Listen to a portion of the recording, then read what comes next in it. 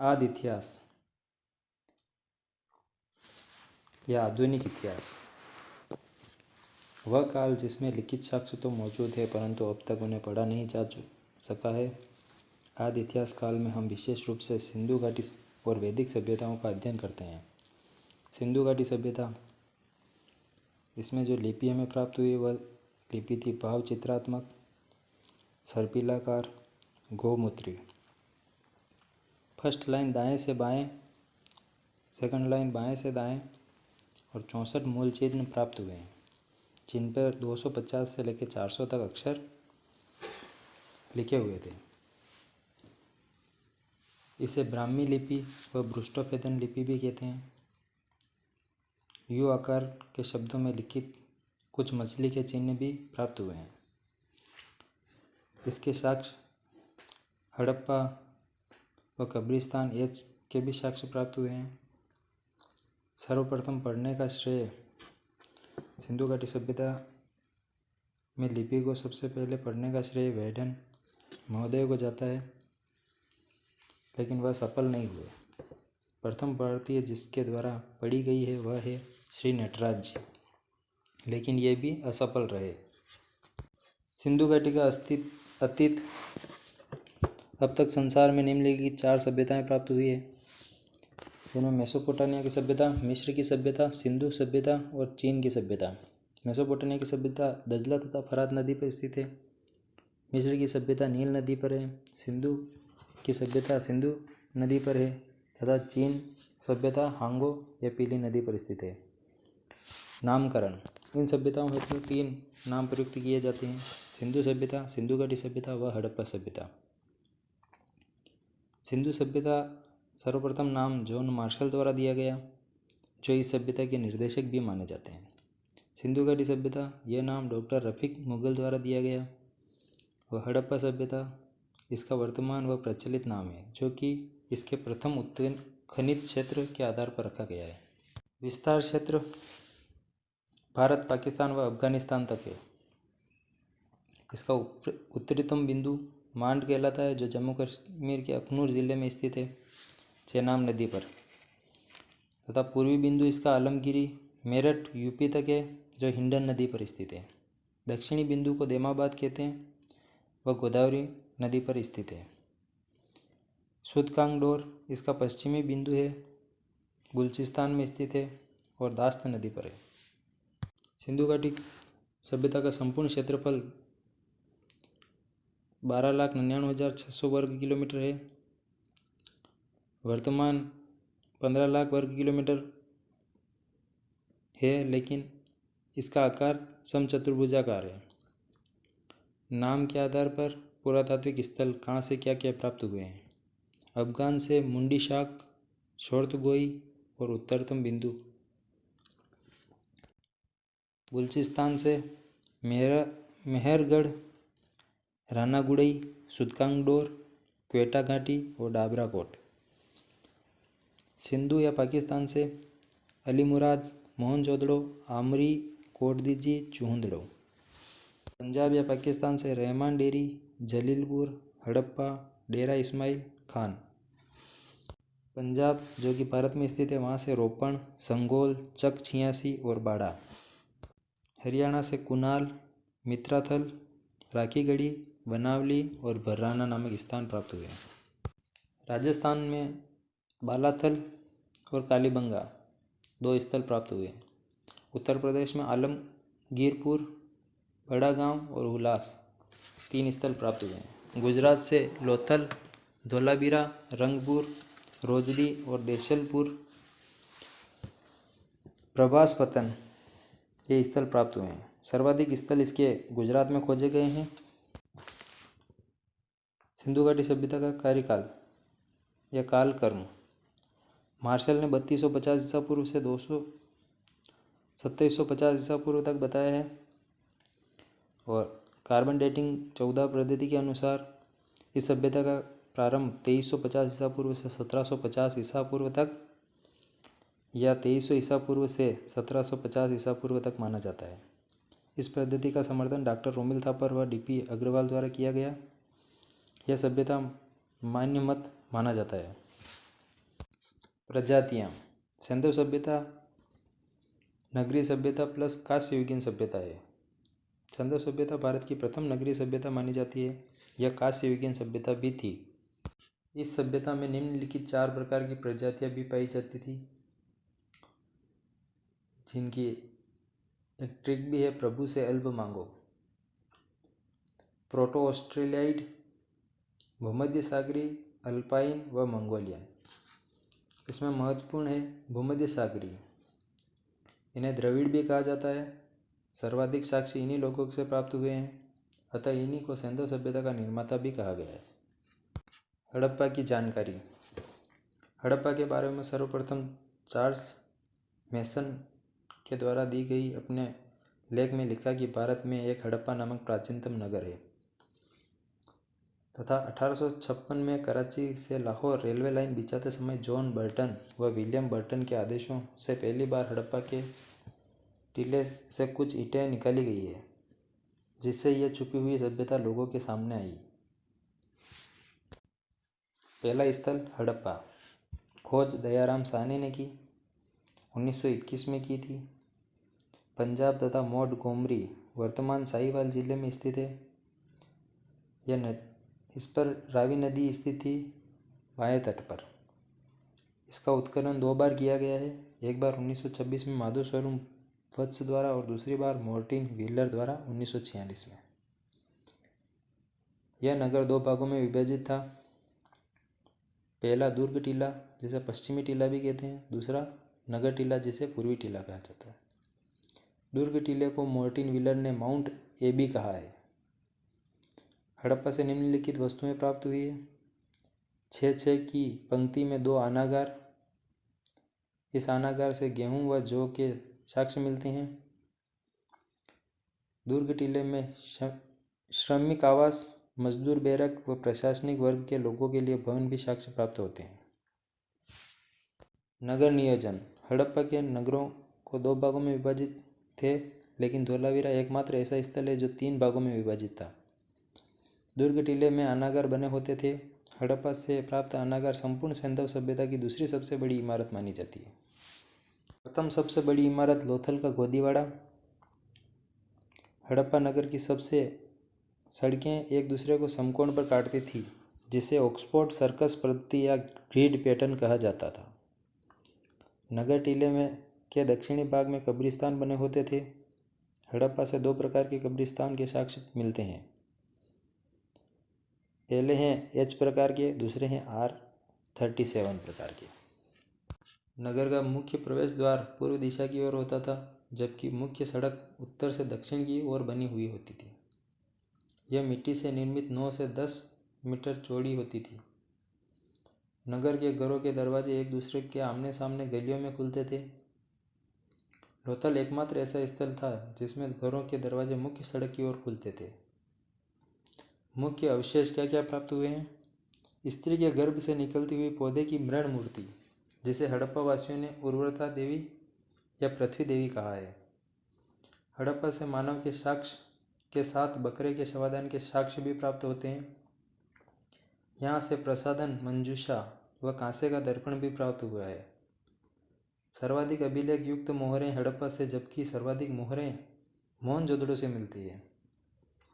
हड़प्पा से प्राप्त मोहरें सैलकड़ी स्टेटाइट से निर्मित थी, जिन पर एक श्रृंगी बैल या हिरण, कुबड़दाल बैल व पशुपति नाथ का अंकन मिलता है।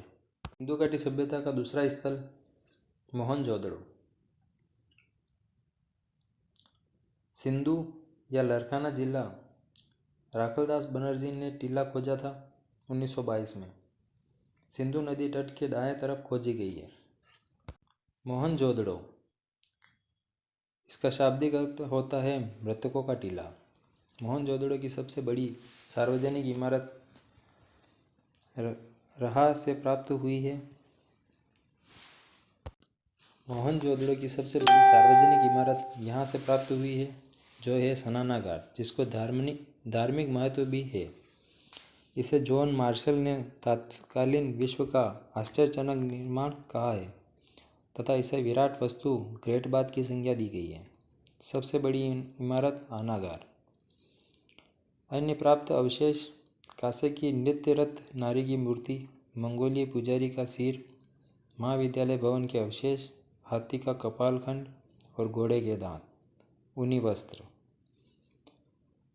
पशुपतिनाथ की मृदा, जिसमें एक 3 मुख वाले देवता का अंकन किया गया है, जिसके चारों ओर हाथी, भैंसा, व्याघ्र व बैल का अंकन मिलता है, जिसे मार्शल महोदय ने आद्यतम शिव की संज्ञा दी है। स्टुअर्ट पिगट ने मोहनजोदड़ो व हड़प्पा को किसी महान साम्राज्य की जुड़वा राजधानी कहा है। तीसरा स्थल चूहनदड़ो, यह सिंधु प्रांत में स्थित था। खोज की N.G. मजूमदार द्वारा 1931 में की गई। उत्खनन अर्नेस्ट मैक 1935 में की। चूहनदड़ो एक औद्योगिक नगर था। यहाँ से मनके बनाने का कारखाना, पीतल की इक्ता गाड़ी, शाही की दवात, लिपस्टिक, हाथी व गुड़िया के खिलौने, बिल्ली के पीछे भागते हुए कुत्ते के पदचिन्ह के साक्ष्य प्राप्त होते हैं। यहाँ से किसी भी प्रकार के दुर्ग के साक्ष्य नहीं मिलते हैं। चौथा स्थल है लोथल, जो वर्तमान गुजरात में स्थित है, भोगवा नदी के किनारे, जिनकी खोज 1953 व 54 में रंगनाथ राव के द्वारा की गई। यहाँ से चावल व बाजरे के साक्ष्य, चक्की के 2 पाट के साक्ष्य मिलते हैं। यह एक औद्योगिक नगर था, जहाँ से मनके बनाने का कारखाना भी प्राप्त हुए हैं।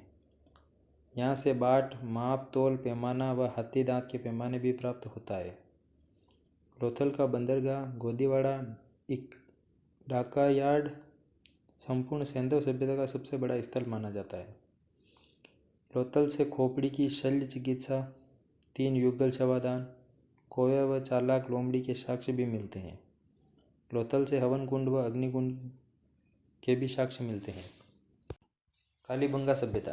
कालीबंगा राजस्थान के हनुमानगढ़ जिले में प्राचीन सरस्वती नदी के किनारे स्थित है, जिसकी खोज 1951 व 52 में अमलानंद घोष के द्वारा की गई। कालीबंगा का शाब्दिक अर्थ होता है काली चूड़ियाँ। कालीबंगा का उत्खनन 1961 से 1969 के दौरान वीवी लाल व B.K. थापर द्वारा किया गया। यहाँ से ऊँट तथा मिट्टी से बना हुआ हल, जोता हुआ मिश्रित खेती के साक्ष्य मिले हैं। कालीबंगा के लोग एक साथ 2 फसलें उगाते थे, अर्थात मिश्रित खेती के साक्ष्य मिलते हैं। कालीबंगा के प्रत्येक तीसरे घर में कुएं के साक्ष्य मिलते हैं। कालीबंगा से कच्ची ईंटों से निर्मित मकान के साक्ष्य मिलते हैं। इसे दीनहीन की बस्ती भी कहा जाता है। संपूर्ण सैंधव सभ्यता में सर्वप्रथम खोपड़ी की शल्य चिकित्सा के साक्ष्य कालीबंगा से ही प्राप्त होते हैं। कालीबंगा में 3 प्रकार के शवादान के साक्ष्य प्राप्त होते हैं: आंशिक शवादान, पूर्ण शवादान और दाह संस्कार।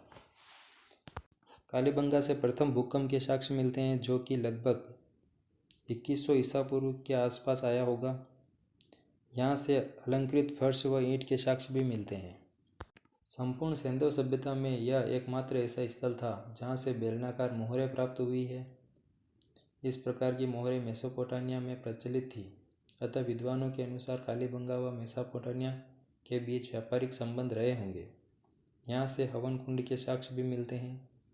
लकड़ी की नालियों के साक्ष्य भी मिलते हैं। छठी सभ्यता है बनावली। यह हरियाणा में प्राचीन सरस्वती नदी के किनारे स्थित है, जिसकी खोज 1973 से 74 में रविंद्र सिंह बिष्ट ने की थी। यहाँ से उत्तम किस्म की जौ, तिल, सरसों व चावल की खेती के साक्ष्य मिलते हैं। मिट्टी से बना हुआ हल भी प्राप्त हुआ है।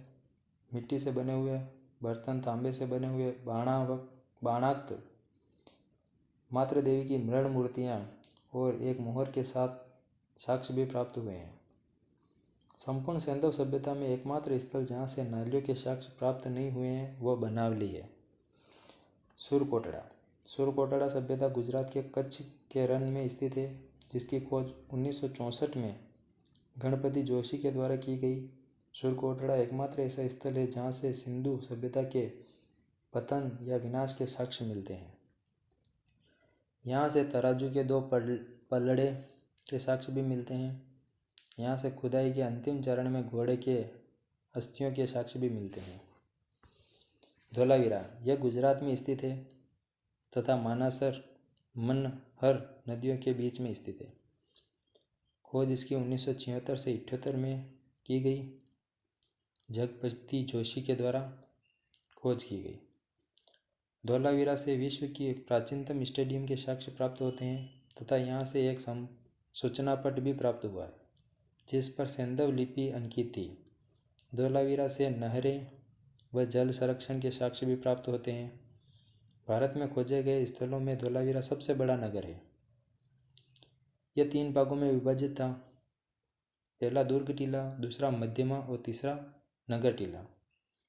संपूर्ण सैंधव सभ्यता में सबसे बड़े नगरों के रूप में क्रमशः मोहनजोदड़ो, हड़प्पा, घनेड़ीवाल, धोलावीरा व राखीगढ़ी है, जबकि क्षेत्रफल की दृष्टि से सबसे बड़े नगर क्रमशः घनेड़ीवाल, हड़प्पा, मोहनजोदड़ो, धोलावीरा व राखीगढ़ी है।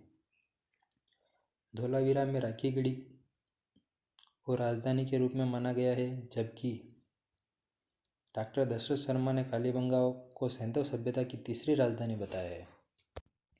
रोपण सभ्यता पंजाब में सतलज नदी के किनारे स्थित है, जिसकी खोज 1950 में बीबी लाल के द्वारा की गई, जबकि इसका व्यापक रूप से उत्खनन 1955 से 56 के दौरान यज्ञदत्त शर्मा के द्वारा कराया गया।